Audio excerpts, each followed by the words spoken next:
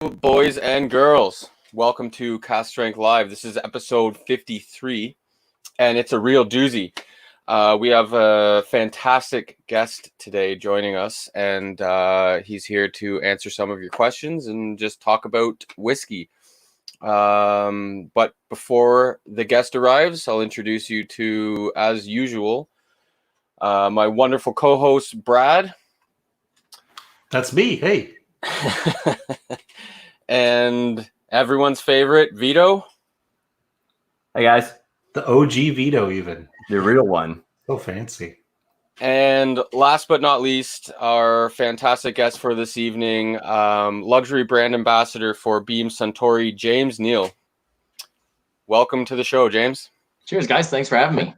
Cheers. Anytime. Anytime we can have an actual professional, like real person on the show is a special treat. Yeah. The audience won't know what to do with that situation, I'm sure. Lots of fun. So, James, do you want to give a brief, just a brief intro of what you do and whatnot there for the folks? Absolutely. So, I'm with Beam Suntory. So, if you aren't familiar with Beam Suntory, we are the third largest spirits distributor in the world. We are the largest brown spirits distributor in the world, which refers to all the great things that we get to talk about on shows like this, whiskey. Beam Suntory is pretty unique. We're the only company in the world that has a whiskey producing in all the 5 major regions, being Canada, US of A, Scotland, Ireland, and Japan. That gives us a lot of ability to go down a different path with every single whiskey that we have. And the innovation and the future is kind of great. My job with the company as a luxury brand ambassador, or what we've titled as the World Whiskey Ambassador, is I take care of the things outside of North America. So I take care of our Scotch portfolio, which includes Laphroaig, Bowmore, and Auchentoshan. I take care of our Irish whiskey portfolio, which is Tyrconnell and Kilbeggan. And then I'll also speak to our Japanese portfolio, which is the Hibiki Harmony and the Suntory Toki in the Canadian market. Nice, fantastic. Yeah, it is quite a portfolio, and you had briefly mentioned the topic of having all of those connections and the innovations that can come from that and moving forward. And what's in my glass right now is a fantastic marriage of Canadian and American spirits, and that is Little Book Chapter 2. Absolutely. It is one of my favorite, I call it a holiday whiskey, and it might be kind of tied in to the fact that when I first enjoyed it was around Christmas, but I get a lot of baking spice and kind of Christmas cake notes off of it. And it's just one of my favorite special occasion whiskeys that I will pull out around the holidays, around Christmas, or wonderful nights like this, when we get to talk about Beam Suntory products and enjoy some. But as far as I'm concerned, that I'm aware of, there isn't really many other blends of Canadian and American spirits that I can even compare this to. And I'm sure they are out there. I'm just limited in my knowledge of that area. But like I said before, it's a beautiful dram, and certainly a massive advantage of having the ability to access different spirits from different regions. Is that 18? Yeah. Bowmore 18? Yeah, Jason in the chat is asking, is a question for you. Bowmore 18 seems harder and harder to find, at least in San Antonio. Any reason you know for the scarcity? In San Antonio? Be specific now. We're reaching markets that I have no idea what's going on in. Fair. I guess what he's kind of getting at is, like, is there a shortage of like the older aged Bowmore products, or is it just his specific area? Well, I would assume it's probably that, but it could be something a little bit more sort of prevalent, like what's happening with the Japanese market, where a lot of the age statements are being replaced now just because of the scarcity in those barrels. Yeah, I can tell you this now. Bowmore 18 is not going anywhere. So okay. You're safe. As a matter of fact, we just saw a recent hit in the Ontario market. So we still got it shipping. It's still coming. Understand, with Bowmore 18, it is a different. It is a different one because it is limited in its quantity that we do produce every single year. We do get it out there. It is very popular. I love Bowmore 18. If you were closer to me, I would share a couple of drams with you, my good friend, but I can't get that down to San Antonio. But, there's plenty of Bowmore 18 out there. It's not going anywhere, I can tell you that. So you should be able to see it. Also check out your market. I mean, one of the biggest thing is, I don't know if you guys are private or government controlled down there, but check out your local market. If not, maybe go to a neighboring market. They might have some more flexibility in getting you Bowmore 18-year-old. Yeah, it's definitely one of my favorite so far of what I've tried. The more product, it's just absolutely wonderful. It's just being 18-year-old, it is a little bit more expensive than what I would care to pay, but it is worth it. At the end of the day, it's delicious. So yeah, retails at $150 in this particular market, which is pretty fantastic for an 18-year-old whiskey. Yeah. Oh yeah, certainly. Yeah. So I'm a cheap bastard. Much less an 18-year-old Isla. Absolutely, yeah. Adding to that level of value, because just coming from Isla alone generally seems to add a couple notches up on the price rung. But oh wow, it's $130 in San Antonio. Yeah. That might be one of the first whiskeys where it's cheaper here. Yeah, doesn't happen too often. Every once in a while, like that's shocking. Black Art was cheaper here than it was a lot of places in the States for a while. Wow, but it does happen. It doesn't happen very often. But it does happen. We do have some rays of light that does come down. Yeah. So, James, we have a question from Nathan Clark, and he asks what your favorite Laphroaig Cartridge release is. Oh man, that is a tough question. They're all fantastic. Depending on your answer, we might be able to have a pour of it. Nathan, the newest this year's release, the Triplewood, is really hard not to like, to be honest with you. It's so good. And I mean, it sits at 59.5% ABV. It's got some pop. Thanks for the show there, guys. Yeah, there you go. My sample is in the other room. I'm professional. It is fantastic. And I mean, it's tough to beat. The Cartridge is definitely good. Their first release on the Cartridge is pretty fantastic as well. I love what they do, and I can't wait to see what we're doing. Obviously, with the festival not happening this year, that sucks. This is going to be a really unique year, and I cannot wait. And I do not know the final answer of what they're doing, but it's going to be an interesting festival this year. So I can't wait to see what does happen. I don't doubt their ability at all. John Campbell he's just got that triggered right now, and he knows exactly what to do every single year. Always raises it just a little bit and gets better and better. And it's hard to believe you can get better. I think we're at 9 now, so it's like year after year, just getting better and better. Yeah, we had the pleasure of me and Brad had the pleasure of meeting him in Austin back in October at 7 Grand. It's a whiskey bar in Austin, Texas, and they had the 10-year-old cask strength. Mm-hmm. Which I hope LCBO brings in. That would be nice. The quarter cask, the cask strength Triplewood, and the 25-year-old. Nice. Yeah. I'm going to show you guys a little treat here from the Laphroaig series since we're talking about them. Oh my goodness! I wonder what that one is. I wanted that bottle for my 30th birthday. So that is this is the Ian Hunter series. The 25-year-old with the Bessie Williamson series is a travel release only. It's pretty much sold out. Ian Hunter, there's still a few floating around in Canada, but the presentation on this is fantastic. When you open up the book, Oh wow! Oh, nice. it is literally the story of Laphroaig. It has original drawings that are kind of copied into the book. Wow! And then we've got a bit of a story of the history and what it's all about.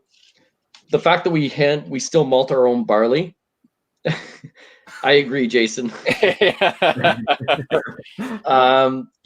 Only 10 distilleries in all of Scotland still hand malt their own barley, and that's pretty insane. Wow! Yeah. We hand cut our own peat. We're the only distillery in Scotland to hand cut our peat. Really? That's interesting. Yeah, most of it. And then in here, there's a handwritten letter by John Campbell himself. Oh, well. And then, Oh, cool! Awesome! Very nice. That's Oh, I love that. so That's no good for me. I can never get that because I always just get rid of the containers and keep the bottles. And that would ruin that streak because I would have to keep it. Yeah, you can't get rid of this. This is a special. Wow. And we've got this was the first release. The Williamson was the second release, the 25-year-old, and we'll have a few others coming out soon. Awesome. Book one is all about just what Ian Hunter was, unique character. I don't know if you guys know some of the history about him, but one of the stories I always love sharing about Laphroaig, and I don't know if we understand their impact on Scotch as a whole, but during Prohibition, Ian Hunter was the last family bloodline to actually run the distillery, went over to the United States of America with whiskey. Obviously, they weren't going to let him into the border with whiskey as they were in Prohibition. After a few drams, he convinced them it was medicinal because of its iodine-like substance. He was able to sell Laphroaig in the US of A during Prohibition, which is mind-boggling that you could be that good of a talker. Leave it to a Scotsman. Totally, right? Fair. Now, what's even more important is when he came over, if we look at Scotch and its history and how Scotch was aged, Scotch wasn't aged in American oak the way it was today. It was traditionally sherry cask. Right. And sherry was the predominant spirit in the world. But thanks to a couple of things, Prohibition in the late 1800s, phylloxera beetle started wiping out a lot of the industry as a whole. Ireland struggled in the whiskey sales. And that's when Scotland really came to flourish, is when other countries struggled. But one thing that we were doing is we were literally, our barrels were becoming so neutral and we couldn't continue to use sherry cask. Ian Hunter, we can't say he's the first in history, but we can say he's definitely one of the first to actually bring American oak into the market and start experimenting and aging in an American oak barrel. Wow. So we're going from a 500-liter sherry butt that's traditionally being used now to a 200-liter American oak barrel, bourbon barrel that's being used. Knowing the laws, he was smart, brought it over, and he understood how well it was going to work. So he's one of the influencers to get American oak into the Scottish run that it's in now, where it's used in probably 98% of the distilleries as the first type of barrel we go to. So pretty influential in history. Yeah, big. I did not know that. That is really interesting and really cool. Yeah.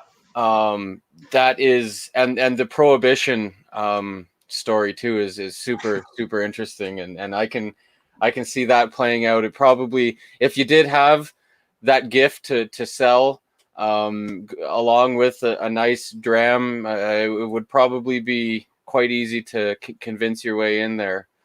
I'd love to even see were the bottles labeled as Laphroaig back then, like, or would it have been some type of different labeling due to whatever the medicinal issues, or still labeled Laphroaig bottles. I don't know what the when he took those bottles, we don't know. I don't know that story. I shouldn't say we don't know. I don't know. But something I'm working on in the next couple of weeks is to do a live stream with some of our good friends from Scotland. So maybe we'll be able to get somebody on and answer that question specifically, but it's a great question. that would be awesome. To hear those stories though, that's for me where Scotch becomes my passion. Yeah. I love drinking it. It tastes phenomenal. But the romance and the stories behind it, that's where I get excited about whiskey. I mean, some of the stories that we have on these brands, and you read them and you're like, no way, did that really happen? And yeah, it does. So it's awesome to see. I love it. Yeah, the stories are certainly a big attraction. Recently, in one of the local Facebook groups, the Ontario Whiskey Lovers group, someone had mentioned going on an annual canoe trip with his father and his brother, and this was the type of dram that they enjoyed while they were doing that. And I said that's one of my favorite things about whiskey are the stories that are involved. Be it stories of old distilleries and distillers doing stuff like you just mentioned, or stories of your personal life and your personal journeys and why whiskey means what to you. It truly just has this kind of mystical presence that really isn't there with a lot of other spirits. And it's I guess that's easy for me to say because I'm not huge into other spirits so much, but I just don't see it in the other communities of other spirits. And there's something more to whiskey than just a wonderful tasting spirit. And yeah, like you said, the stories make it so much more. Yeah. And all the Laphroaig talk, I had to pour some quarter cask. So that's what Excellent. There you go. Quarter cask is, I believe, mine and Vito also's true gateway Scotch. Yep, that was the Scotch that convinced me that this is something that I should be drinking. Yeah, and I'll tell you, the 10-year-old, it's the #1 selling Islay single malt whiskey. Period. Is it? Over any distillery. Wow. I Okay. believe it. Yeah, definitely believe it. There's certainly, again, we're Pete heads, so we're a little biased, but for most 10-year-old spirits, the 10-year-old a 10-year-old peated Islay really, to me, has so much more than say like a 10-year-old space cider or that. And every spirit is different, and it's a whole different ball game when you get to the heavy peat. But you're getting great value in a 10-year-old Laphroaig or any other 10-year-old Islay. Oh, for sure. So kind of piggybacking on that, Jason earlier mentioned that the Sherry Cask Bowmore 15 was the first Scotch that he really loved. James, what was the Scotch or the whiskey that got you into things, if you recall? Yeah, I can recall the very first moment. I can recall the first day that I realized I wanted to do Scotch. So it's back in Vancouver in 2009, 2010. Mm-hmm. At the time, I was operating my own restaurant in Yaletown. And I was in the world of wine. I was passionate about wine. I still love my wine, but that was my focus at the time. So I really wanted to do something, I wanted to stay in this industry. I knew that. And my wine rep came by one day, and her and I were good friends. We used to hang out outside of work, and she came by and she's like, "Hey, I got a couple of samples." So we did our typical, I was always the last stop on her Friday afternoon or whatever day it was. And that way we could enjoy a couple of samples, and then we could go and enjoy a couple of bottles and just have a good time. So we were doing that. And she said, "Hey, I've got a seat tomorrow." At the time, this particular company represented Dalmore. And she said, "I've got a seat tomorrow. There's about 18 people. We're going to see Richard Patterson from 9 till noon, and then we're going to go out for lunch with him." And I was like, okay, I'm in. Didn't really know who Richard Patterson was at that time. If you've ever seen him present, there's not a presenter in the world. Like, the way he does it, and it's 9 a.m. and your drink is a big drink of whiskey. And he's like, and I'm not feeling great from the night before because I'm probably, enjoyed my vino experience a little bit too well. So I really rolled my eyes in the back of my head, but about 2 minutes of him speaking, I literally just went, "Oh, wow, this is an experience. This is a moment." And I got to go through that tasting. And if you've ever seen him present, it's absolutely insane. Oh, yeah. He will go through history and tell you dates of the minute he says anybody's name, he tells you their birth date and then the date they're deceased. and you can sit there and you'll write it down quickly, and you're like, is this just a and he's spot on it. It's so amazing to see. He introduced me to a couple of whiskeys that day, and I just said I need to learn more. So I went out and did a whole lot of self-teaching, and really focused that. But that would be for sure kind of turning me on to the world of single malt Scotch. That moment for sure. And quite a moment. Yeah, geez. For me, it was passing a bottle around with my friends in the kitchen on a birthday, which still has a lot of meaning, and it's the story that's connected to you. But you really got a knockout there. That's a pretty good way to fall in love with Scotch. Yeah, it's hard to beat. He's certainly Richard Patterson. Certainly, while I've never seen him in person, I know how much he embodies that romance and that passion and the joy in evangelizing whiskey. Yeah, and over the years, I've been able to see so many different presenters now. It's pretty darn good, and I try and take a little bit from everybody to kind of create what's going to be my presentation, the way I present now. And it's always so much of it goes back to that one day, and I was like, yeah, no, that was a game changer for me, and I didn't realize it then either. It took me, that was 2010. We're sitting 10 years later, and I've been with Beam Suntory now for 3 years. I was in sales before I became the luxury brand ambassador, but it took me really 7 years to get to this company in a full-time capacity. So you don't realize how much those moments impact you. So sometimes you have to really look back and go, wow, that was 7 years before anything came to fruition. Wow. Yeah. Really neat. That kind of ties into one question that I do have for you. And that is, what's your most memorable experience you've had since you've been in the industry? What's the, I guess, maybe the coolest or the most interesting experience that you've had? Wow, that is a doozy. If you need to share a couple, you can go ahead if you can't narrow it down to one. For me, I love traveling across the country, number one, and I love meeting so many different people. And I don't know if it's one or two moments. The Richard Patterson moment is that one moment that changed, not only changed the game, but kind of it's definitely one of the most memorable. Certainly. But then there's so many other great moments. And sometimes it's not that big, crazy story that's like, oh, I met so-and-so and this happened and I got to drink this whiskey.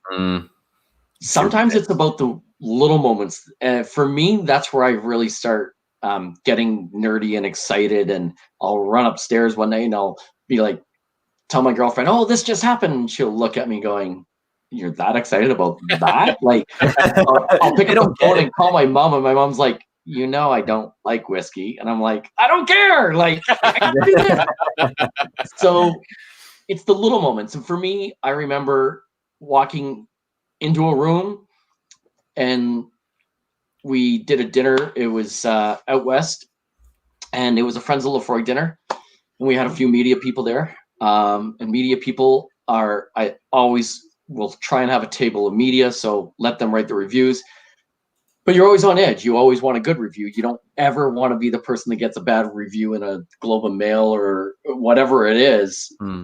And I was pretty nervous. I remember it very distinctly. And, it's one of those stories without going details of what paper or what restaurant, but the restaurant had a couple of bad reviews in its past from this particular writer.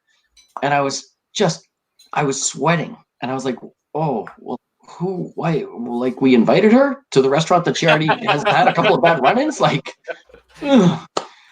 and on her way out, she just literally looked at me and she just said, not a big Scotch fan at all. And she goes, I have a new appreciation for not only what you do, but whiskey in itself. And those are the wins I have. Those are the things that if I can transform somebody's just thought process and get them out of their comfort zone and take them to that next point, that's where I'm going to be excited. And those are the wins for me. somebody who doesn't drink whiskey and then has a passion for it or just enjoys it, then I'm happy. I've won.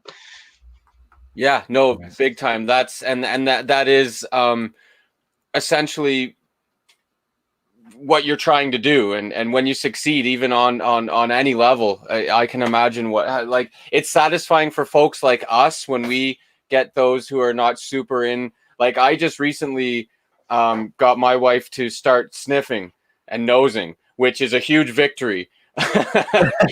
she still won't try any, at least on camera. But like you said, it's those small victories and kind of turning someone around a bit. But certainly someone who is a critic and has previously had less than great opinions of the venue that you're in. There's lots of reason for this person to. You really won a good battle there in that scenario, sure. and I can only imagine how satisfying it must be. Because it's like I said, for us regular folks, just kind of turning an average Joe into a little bit more of a whiskey appreciator than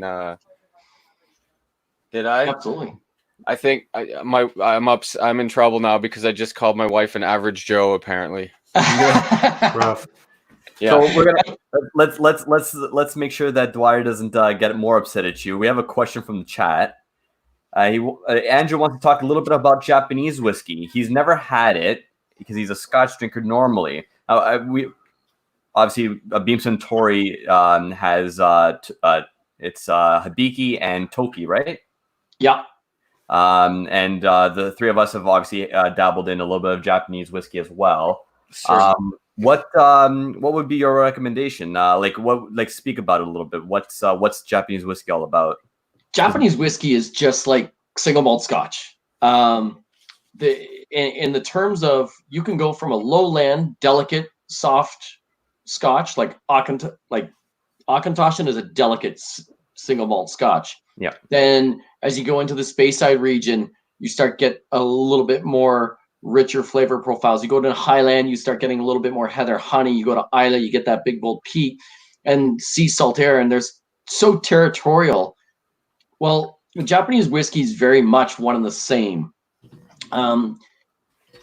It all depends on what you're currently drinking, to be very honest with you. And to give you a little bit of history, Suntory started in 1923 officially, but prior to that, they were wine merchants.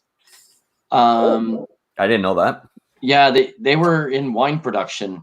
So when they started understanding and want to understand what whiskey was about, Masataka Takasura was sent over by Suntory to go and understand the Scottish ways of production. So Masataka Takasura is not a name that's with the Suntory brand anymore because he would be with another company named Nika. You got it.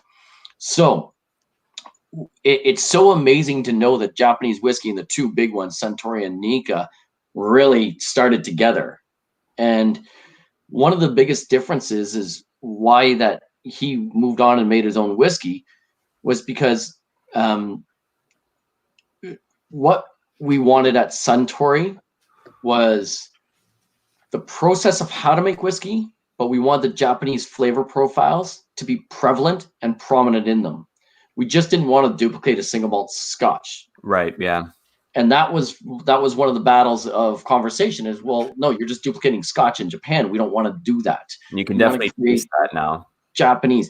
And I think if you see that now as those two brands and you know that little bit of that story, you can definitely see those influences in the two different brands. Big time. Hibiki Harmony is off the charts, different out of the world of Scotch. Right. I feel like Winnie the Pooh every time I open up a bottle. That honey note just punches me right in the face. Speaking of which, I'm switching to a fresh glass and going for some Hibiki 17. Hibiki 17. Now you're really spoiling yourself there. Straight from Japan. Yeah. Nice. So, Toki's Toki's actually designed for the North American market. We wanted a Japanese whiskey to be able to be had every single day here. And the Toki Highball is the #1 selling cocktail. So it is soda water, fresh lemon, and Toki. Now, to build it properly in the Japanese culture, it's very detailed and dedicated. And when I say that, you pour your Toki in. You put your ice in, you pour your Toki, so there's a bit of dilution. Thank you for the bottle show. And then turn that bottle on its side for a second. Let's see the side label. So that bottle is actually designed to fit in the smaller Japanese bars. Yeah. Okay. Yeah. It has yeah, all the information on the side, just as it does on the front, because if you've been to Japan, they don't have 35 square feet of like a back bar that you can just put everything in the world on. Everything's side faced. So everything is designed in the Japanese culture and the Suntory culture with purpose. There's nothing that goes undefined. All of our bottles in the Suntory lineup use the same type of paper. It is a pure white calligraphy style paper, and the ink that we use is a very expensive ink to print on all those labels.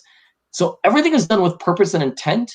It is about that harmony with nature. That's really what Suntory is about.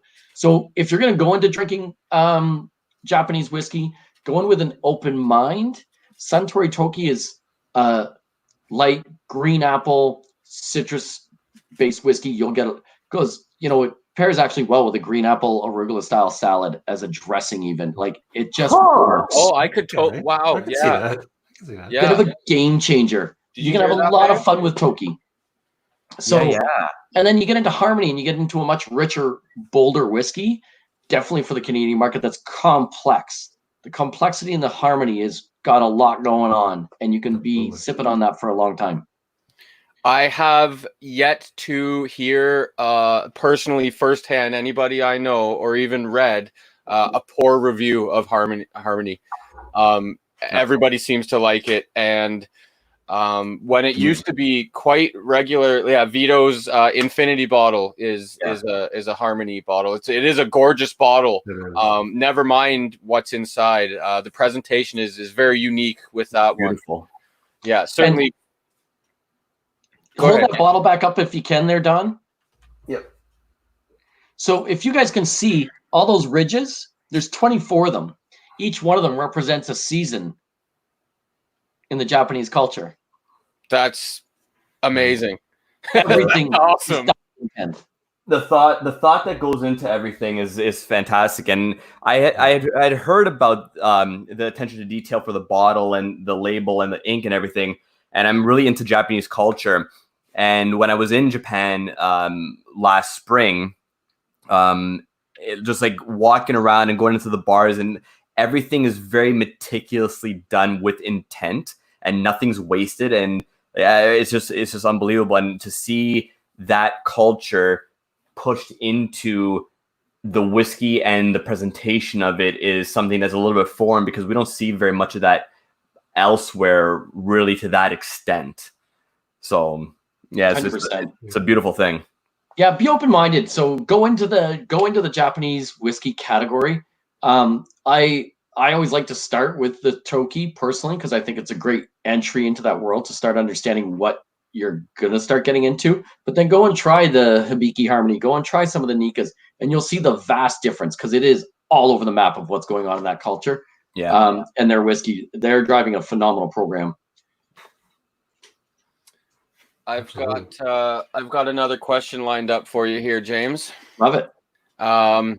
So if you had to, I was going to say really simply, what is your favorite Beam Suntory product? But I'll pose it this way.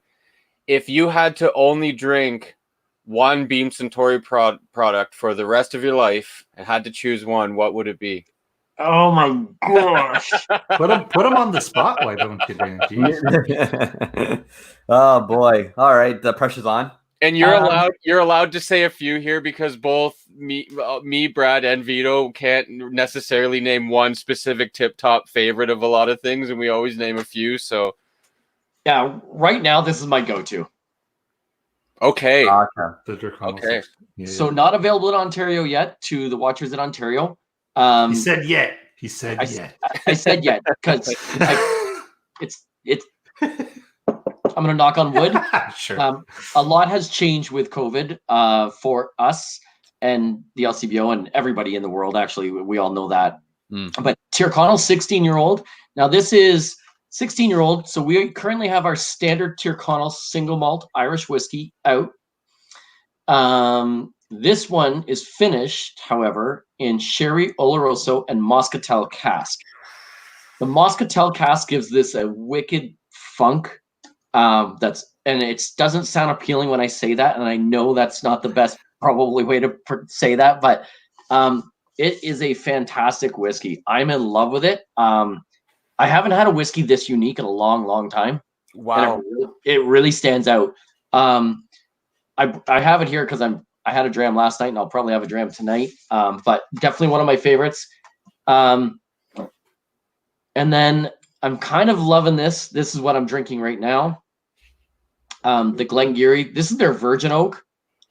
It's phenomenal. Glengarry's got a really cool story. Every single whiskey that we produce has only and ever will come out at 48% ABV. Oh, okay. Glengarry is the most western distillery in all of Scotland. And one of the great things about the barley at Glengarry is it's known to be the hardiest barley in all of Scotland. So it's got a reputation for being a very heavy and hardy barley, and that really shines through in the flavor. Coming out at 48% ABV is the perfect balance for it. I don't get to talk a lot about Glengarry, but I definitely love talking about Glengarry because their whiskey is absolutely fantastic, and it's the cutest little distillery. It looks like a tiny little brick home Awesome. in the middle of a little village. It's adorable. Awesome. I have yet to be in Scotland in my adult life to enjoy some Scotch, but it's definitely on the so he said yet, but likely Don, it is. I would feel confident it should be here. If not, you can skip over to the border in Quebec one day, take a nice drive. They've got it over there. Call some of our friends out in the Western market. Calgary and Edmonton will ship right to you, I'm sure. And Nathan Clark.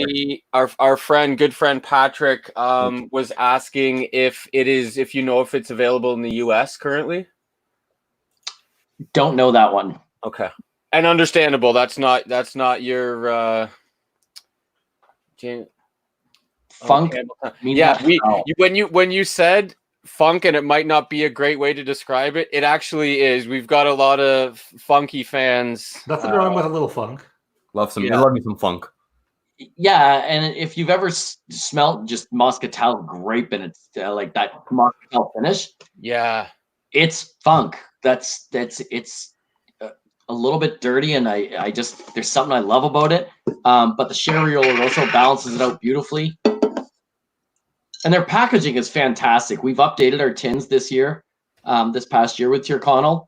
Our tins needed some remodeling. I've got some of the original tins, but the horse is embossed now. We've just made it clear, like age statement, Tyrconnell, crisp and clear, and we've got better colors on our tins now. You'll see. Yeah, than the white and orange or white and red, and they had the sherry cask and the port cask. Also the sherry and the port cask. I really liked both of those. And going into an Irish that has a sherry or a port finish, I'm always thinking, oh, is this going to be a little too sweet? But they weren't. They were fantastic. And I'm really looking forward to that 16 that you've been talking about. I mean, there's so many great whiskeys that we have. We had the 15-year-old Madeira last year in the Ontario market. That came way of fluke to us. We needed a Tyrconnell 15-year-old, or we needed a Tyrconnell new release. The LCBO requested it. And we went to, at the time, John Catchman, who is our main man over there, doing his thing with his blending. And he said, when do you need something by? And they said kind of yesterday. And he walked in and he was aging barrels for a 16-year-old to be ready. And he says, well, I've got a good quantity of 16-year-old, but it's not 16 years, so it's only 15 years. So we went and grabbed quite a few barrels and finished them in Sherry Oloroso, Madeira cask, and it came out fantastic. I did have the Madeira. and he just loved it. We released it, and it did insanely well. If you see a bottle, grab it, because it's not a lot of it out there now. Yeah, I did manage to have a sample of that, and it was spectacular. And at the time, it was the most finishes for Irish that I've had yet was all from Tyrconnell, because I hadn't outside of the Lustau Redbreast hadn't had any cask finishes on Irish, and I was very pleasantly surprised. Like I said, when you're going into an Irish, which is just wonderfully sweet and beautiful, I was again thinking that it might be a little too sweet with the port or the Madeira. But they ended up being just beautiful, beautiful drams, just fantastic. Absolutely. I've moved on to the Cartridge Triplewood now, which is Nice. it never that bottle is disappearing. It usually takes me over a year to finish a bottle easily, but this one is kind of disappearing rather fast. Yeah, I'm on the Bemore 18, and it's been a while since I've had it, and it's just unbelievably like citrus honey and orange meat, like the meatiness of the orange when you peel the orange and you break the little squig apart. Yeah, it's just, oh my god, it's so good. Sorry, what was that technical term? Squig? Squig. The squig of the orange, Dan. Yeah, the squig, the squiggy. That's an industry term for you folks at home. The Sure. squig. Oh, it's so good. It's so squiggy.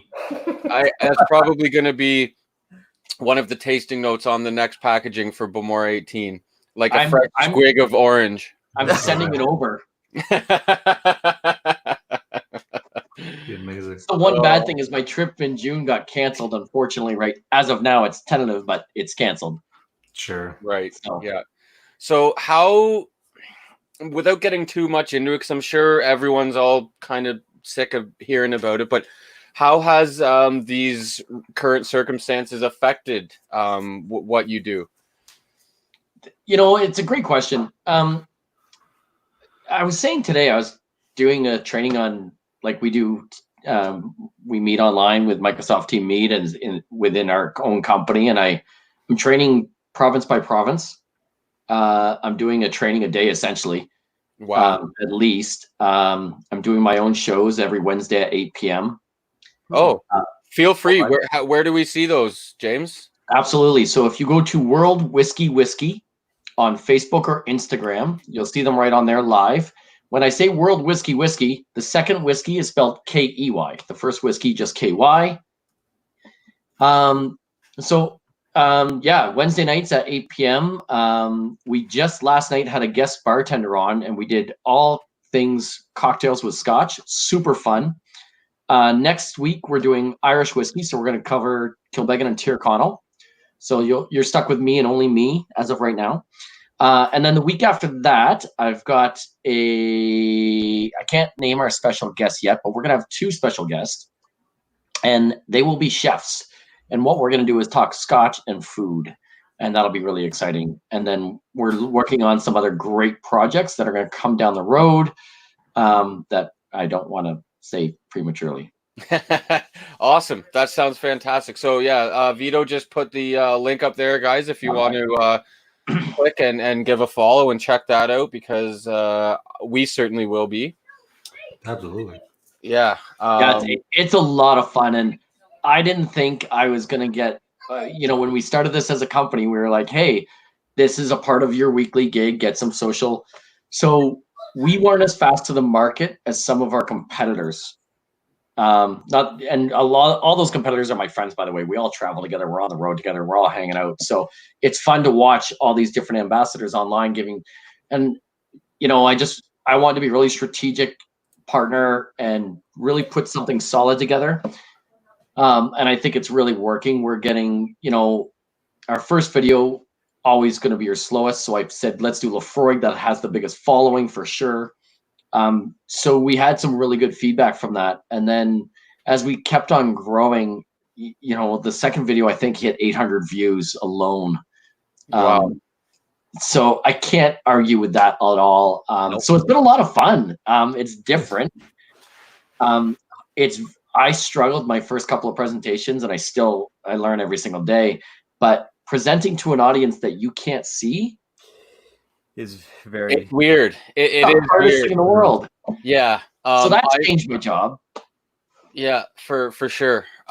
we can appreciate the difficulty in doing stuff over the internet. We're still getting used to it. We've been doing this for a year and a half to almost 2 years, and it's like we're still learning and getting comfortable with the process. So yeah, it's interesting, but it's rewarding at the same time. Yeah. And the whole internet and online and video chats and that just really does open up a whole new world. And when you're kind of forced into that, it really it really makes you realize how useful it actually is, and all the neat stuff that you can do. And while you can't be there in person, you can still kind of get across that sense of camaraderie and community, even though we're just looking at a video of each other. Yeah, it's awesome. And I'm going to answer that question in a second, Don, or Donald, if you prefer. I can say this, and today I got together with one of my Ontario sales reps, and we had a meeting with a restaurant account that we have, and we were supposed to do a tasting at their restaurant. And then we sat there and we said, why can't we still do that tasting? What's going to change? So we've got it set up that people are still going to get to do the same tasting that they wanted to do. And we're going to get our samples delivered to the restaurant.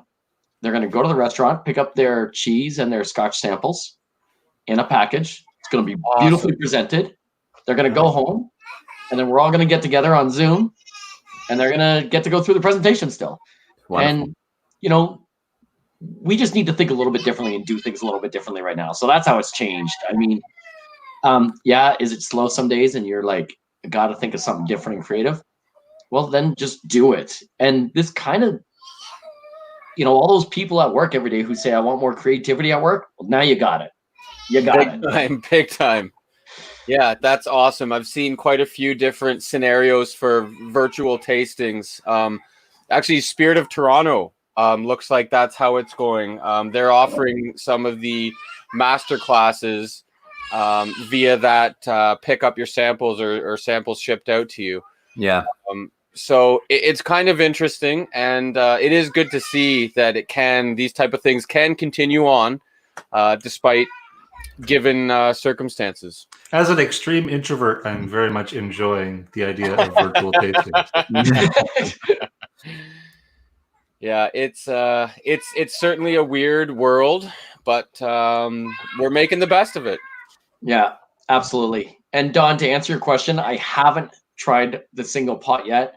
I am dying to try that single pot that Kilbeggan just released. I have tried their rye. Oh, I didn't know they made a rye. Yeah, so Kilbeggan came out with a rye release last year, and at the Irish Whiskey Awards, it won Best New Irish Whiskey. Hey! Are we going to be getting that in Ontario? Not in Ontario. It's in Canada. No. In Canada. If it's in Canada, that's okay. We can work out things then. Yes. But Alberta. Okay, no problem. As long as we don't have to deal with international borders, it gets a little complicated. Yeah. But as long as it's in Canada, that we can work that out. This is just one of our many accounts, but I know our friends at Chateau Louis are very supportive of getting product out to people. So nice. Cool. I hope that doesn't blow up in my face. I get a call tomorrow. James, what have you done? How dare you? They've been really, really good. Our team out there, our sales team out there has been phenomenal. That's how I got a hold of that Laphroaig 30-year-old, to be honest with you. They're pretty excellent at making things happen for their guests. And that's the business. Alberta's the Wild West, man. You get out into Calgary and Edmonton, and it's a different game. That is for sure. Patrick is in Arizona. The single pot should be coming. It should be coming. And I don't know if you guys know the history on the single pot. So we actually took an ancient style recipe from making whiskey. So the mash bill on it includes oatmeal. Oh, the kicker.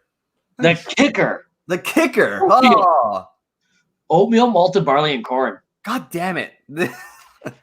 So I've never had a like whiskey in my life with oatmeal in it. Does it add to the creaminess? Like, is there I would assume that it would sort of influence the mouthfeel a little bit. What did I just miss? I heard Vito going nuts. The single pot still that we've released at Kilbeggan, it's coming soon, but the mash bill on it includes oatmeal. Yeah, exactly. Okay. Should be interesting. See, I've mentioned that many times in the past. In like I've suggested it in like a bourbon mash bill. That'll be really interesting. Super interesting. So in early years of making whiskey, oatmeal was quite often an additive. Okay. And it made up a part of the recipe. So Kilbeggan's taken back some of that history, and they're getting there. Awesome. Yes, please, and thank you. Yeah. I'm stoked for it. So I'm gonna butcher the name. Schroeder is asking, please restate the name of the Irish rye. It's the single pot still rye, or just the rye? No, the rye. What's the official label for it? I guess. You know what? Give me 2 seconds. You guys have a quick chat. Yeah, for sure. That we're great at that. We're just gonna sit here quietly now, right? That's the deal. Yeah. Okay, so I guess I'm gonna recap of everything that I've had tonight. And all Beam Suntory product, which spans a fair amount of whiskey, obviously. But what I've had today, I've had the Laphroaig Quarter Cask, the Laphroaig Cask Strength Triple Wood, the Laphroaig Carchus Fino, the Bamor 18, Knob Creek Single Barrel, Kilbeggan Single Grain, and I have a surprise for everybody as my last little dram of the evening as we kind of count down here till 9 o'clock. I switched to Connemara while the talking was So happening. Connemara, oh, there it is. Oh, nice. Small batch rye, nice. Kilbeggan Irish Whiskey Small Batch Rye. So that's the label you're going to be looking for, guys. Yeah, just to read the back, a small batch rye with notes of pear, melon, soft ginger, and toffee, building to the crescendo of warm spice with a finish of buttery vanilla. Oh, Ooh, beautiful. Sounds horrible. $62.99 in Calgary from Andrew Spurell. That's not bad. No, not at all. I don't think I've had an Irish rye. I didn't even know they made a rye. I don't think It was a limited release, and it, like I said, at the Irish Whiskey Awards, it won Best New Irish Whiskey. Wow. Well, definitely. I haven't bought a bottle of whiskey in quite a while, but that might be the one that I try to get my hands on. Super interested. Sounds like the price is right too on that one. Yeah. So I'm just finishing this Carchus Triple Wood, so I can move on to Laphroaig 10 Cask Strength. Oh my goodness. No, you don't got the Rona, do you? No, I assure you that was going down the wrong hole. Oh my goodness. Yeah, you're teasing us, eh? I'm gonna jump through the screen for a sec. So this is going to be my next dram, because this is probably one of my favorite drams. We only have 535 bottles of this, period.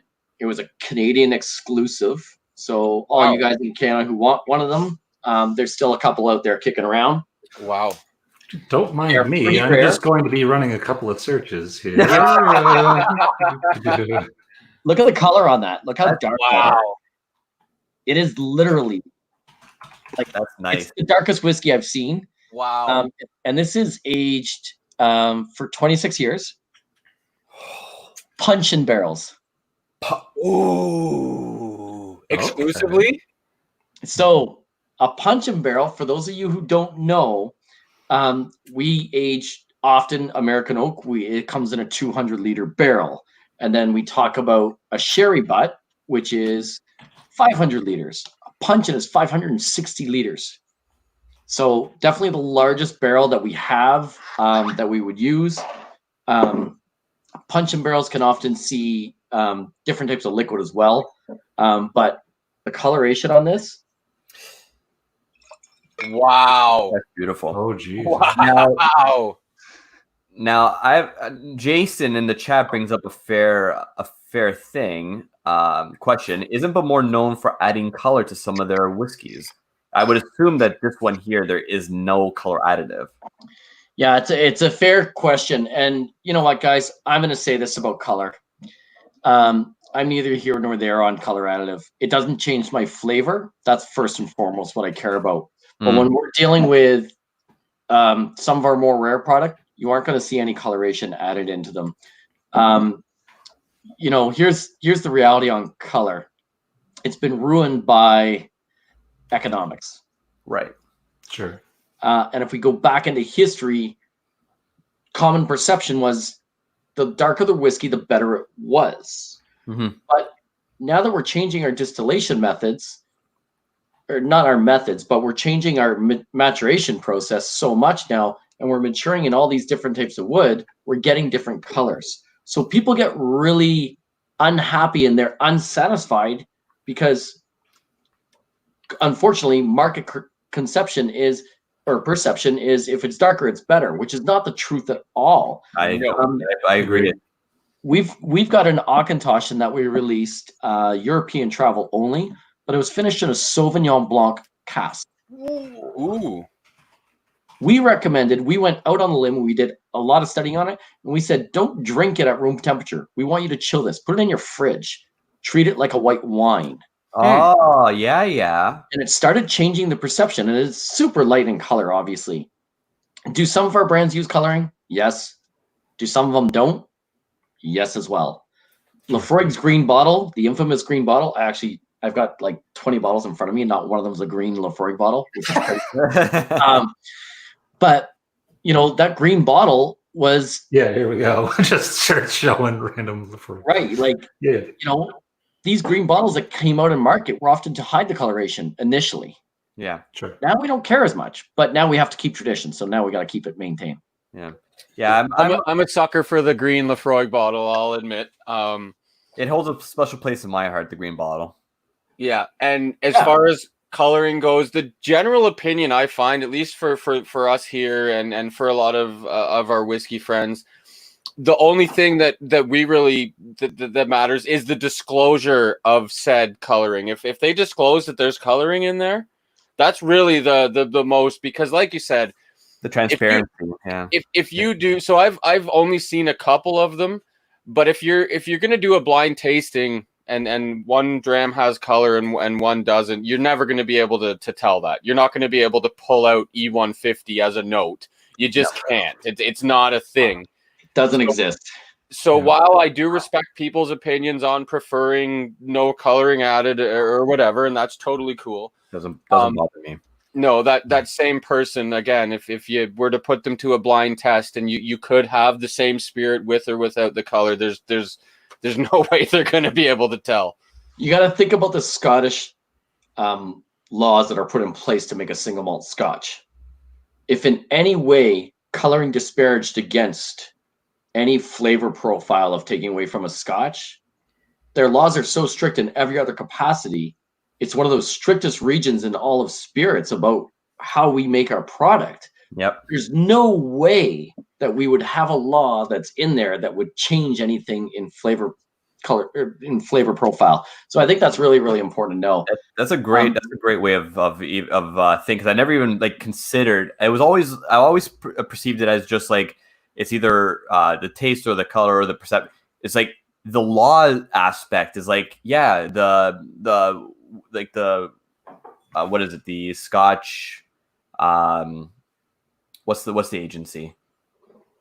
Oh, you got to ask me an hour. Associations. Yeah, exactly. Sure. Just the rules around Scotch and its production and everything is so strict that you're right. That's a 100%. It's like if it did affect it, it probably would not be allowed. Yeah, like you can't if an American walked by and touched a barrel of aging Scotch, that probably discludes it from being called Scotch. It's pretty funny how strict they are. So to think that, if if we want to be purist and all these things and we want to go to that level, well, be a purist, because the purist law says you're allowed to put color in it. Yep. And that's a side of the argument that never really gets brought up, is that whole the whole strictness of the laws, and because they're very just all across the board super tight when you look at situations that Compass Box went through, or other distilleries with a good example. Yeah, you see how very seriously Vito's pulling out the big guns. The club is coming out. Canadian Club is owned by Beam Suntory. It is certainly, and the oldest Canadian whiskey ever produced. It's delicious. 1858. If you look at the Beam Suntory lineup, here's a cool little tidbit for us. So 1858, oldest Canadian whiskey out there in the market. Let's go Bowmore, 1779. Wow. Oldest maturation warehouse in all of Scotland, over 240 years ago. 1757 for Kilbeggan. Actually, it's not only the oldest continually licensed distillery in Ireland, it's the oldest continually licensed distillery in the world. Wow. And it has the oldest pot still in the world, still in operation, that we use to age our whiskey. Is it really? That is cool.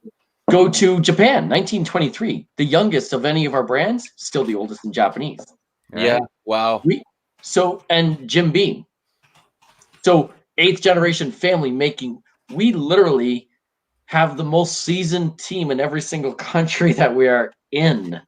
If you add up those years alone, I did it one day, I think it comes to 982. Wow. Somewhere in, with 5 brands. 5 brands, we have almost 1,000 years experience. That's pretty awesome. Yeah, certainly. That's incredible. And go ahead, Vito. No, I was just gonna say it's 9:02. We're gonna wrap up in the next couple of minutes, but I just wanted to let everyone know that when we're done here, we're gonna hop over and join the Rocket Reviews stream. They're should be starting streaming very shortly if they haven't already. And yeah, we're gonna join them as soon as we're done here. So when we're done with here and our discussion with James, we're gonna obviously and we'll make sure that everyone goes and follows where you are, James, and whatnot. And we're gonna go over to Ed's stream. Awesome. So go ahead, Dan. Sorry, Yeah. I want to really kind of just kind of go up. Yeah, no, for sure. But if we are going to wind down, I would just like to go ahead again and say thank you very much, James. Really appreciate you joining us tonight. Yeah, it was a pleasure, man. Sharing some awesome, really interesting stories and some cool info. Really appreciate it. And it's kind of easy to enjoy Beam Suntory products. As you've noticed, me, Brad, and Vito had no problems picking off some stellar drams to enjoy this evening. I am going to ask one question. It is kind of selfish for myself and other Canadians or Ontarians. Do you have any idea if the Laphroaig 10 cask strength is ever going to be a thing in Canada? Because I know it's like all the time readily available in the States, all across. Like I've seen some stores that have more 10 cask strength than they do have quarter cask. And if it needs to be off the record, we'll just end the stream right now. It's not a definite. I don't give definite answers when it comes to that because I really don't know. Yep. I can't see it anytime in the near future. Fair enough. Which means within the next 6 months to a year. Fair. That's okay. As long as quarter cask remains readily available, it is one of my favorites. Yeah, it's a good one. Yeah. Quarter cask will be around for a little bit longer. Excellent. Okay, so I guess at that we'll wind it down. And for those of you at home, thanks for joining us and popping by. And likewise, those watching the replay. James, want to plug where you are, where people can find you. We'll plug your stream again on Wednesdays. Do all that. Yeah, guys, And thank you, all three of you guys, Dan, Don, Brad. Thank you for having me. This has been awesome. And I think this is what it's about, taking these moments to, number one, meet new people and just share some of the great stories out there. And thank you guys for loving whiskey the way you do, because we can't do this without you. Thoughts and prayers go out to all of our frontline workers and also all of our Nova Scotia families that were affected this week greatly. So cheers to everyone. Well said. Cheers, guys. Sláinte. Cheers, everyone. Cheers.